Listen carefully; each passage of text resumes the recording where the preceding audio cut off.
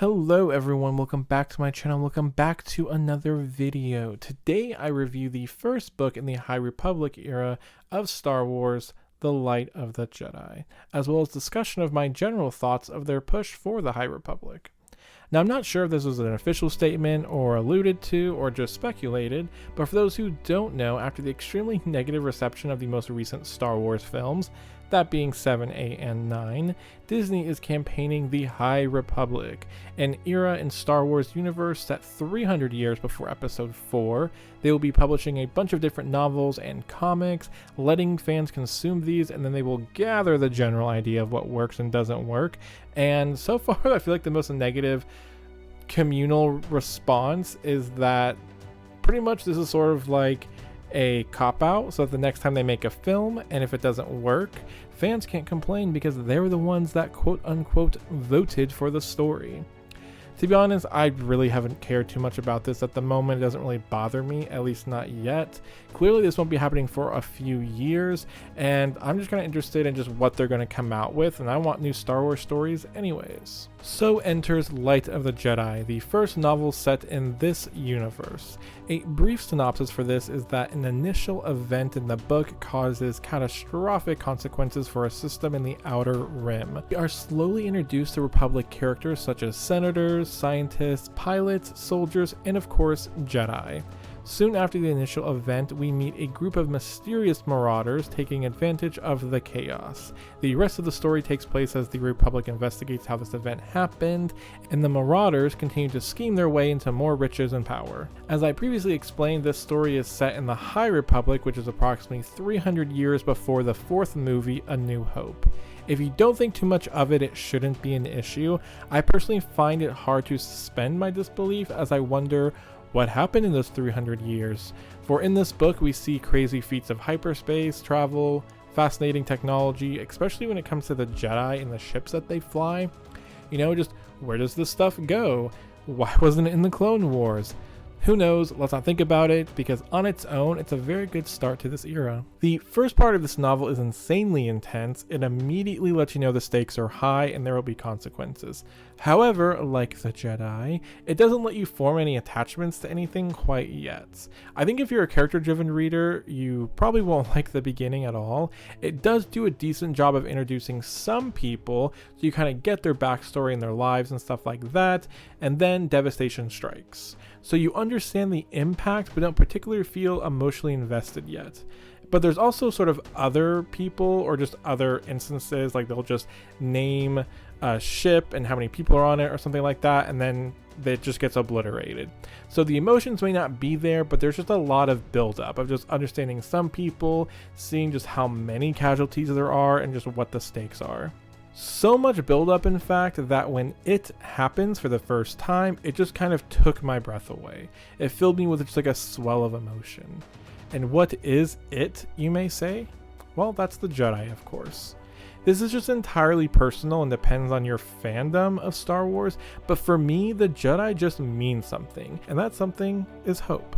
I don't really care if it's cheesy, but this book had not one, but two moments where when the Jedi finally arrived, I just felt like I was there. Like I was in the shoes of that everyday normal person when something of legend just steps in and saves the day. This is probably my highest praise of the book. In an era where Jedi should be very common, they still made them feel special. I think a lot of the universe building was done very well. There was just little touches here and there. There was of course direct name drops like Yoda and Kashyyyk and so on, but there's also other stuff I appreciated. Like a moment where a character introduces us to one of the last natural places on Coruscant.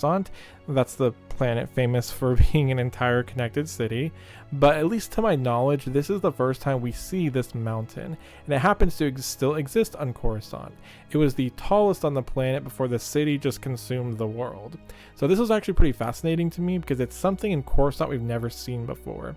It also helps put into perspective how massive the city is if you just imagine everything being as tall as Mount Everest on Earth. So I liked how it kind of added something to a planet we've seen a million times before. The story also often talks of a space station being built called the Light's Beacon, and the way it discusses how it will showcase all the Outer Rim has to offer and its like unique biodomes and such.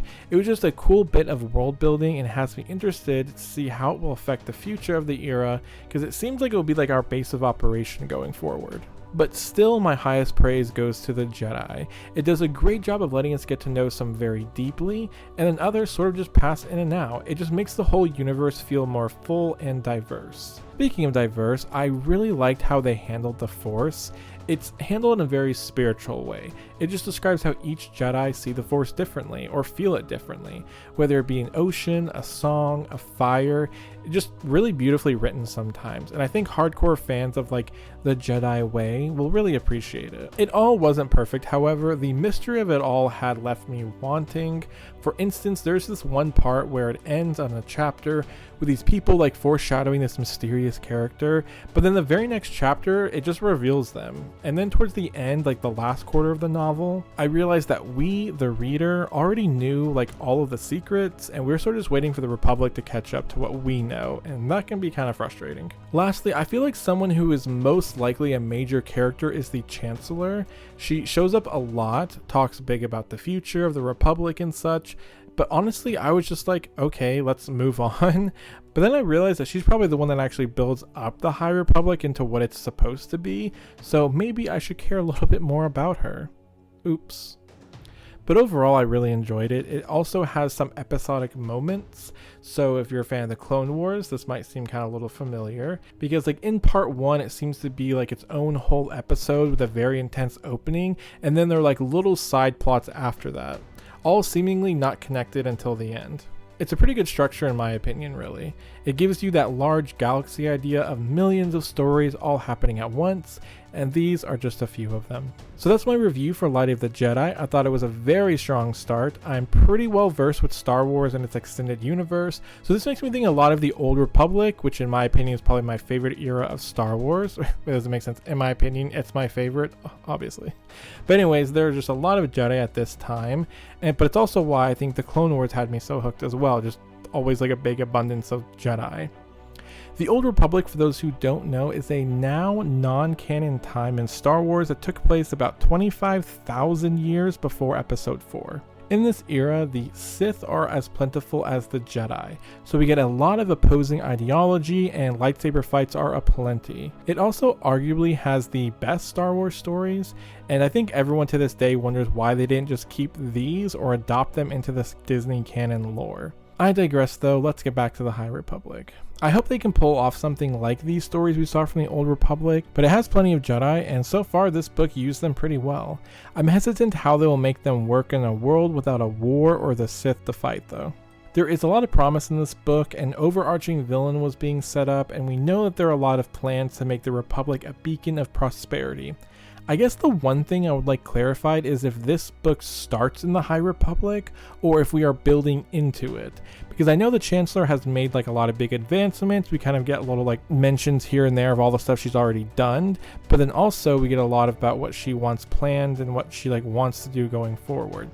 I just don't see how we are pulling the Republic out of any previous decline. It kind of seems like it was already up there and prosperous. So is the future for the High Republic series its decline from its prosperous point? Or is it defending its prosperity? Or somehow becoming even more magnificent? As of now, there is 3 official novels coming out this year. The next one is coming out in just a week or so, early February, and then the third one in June. There's also a lot of comics and like mini stories that are like kind of spread here and there throughout the timeline as well. So I'm definitely ready to see what's next, but I do feel like the next books have to really hook me on what we're doing here in this era, because this first one was great, but I feel like it's just on the precipice of falling into bland or uninteresting if they don't guide it carefully. Thank you all so much for watching. Let me know what you thought of Light of the Jedi if you read it. Let me know what your hesitations are if you haven't, and in general, let's just have a discussion below about anything Star Wars related. We also can communicate via Goodreads and Instagram. That's always linked down below. I'd love to make some more bookish friends, but thanks again so much for watching, and I will see you all next time. Bye now.